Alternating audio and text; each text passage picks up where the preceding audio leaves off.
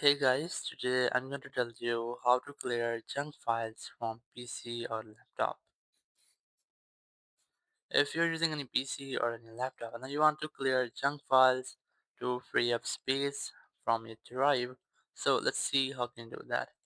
So the very first thing, you just have to press Window plus R to open run command. And here you just have to simply enter temp, T-E-M-P. Just enter this, then tap on OK, and then tap on continue.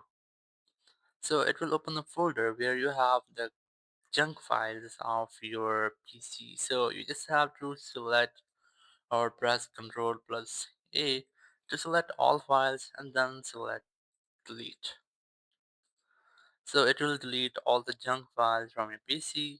Once it has done, you just have to go back and reopen or repress Window plus R to open the run command. Now this time you just have to enter percentage, then temp, then percentage. Now enter OK or click on OK. You will see one more folder containing junk files. So just select or press Ctrl plus A to select all, then tap on delete and then delete all of these files.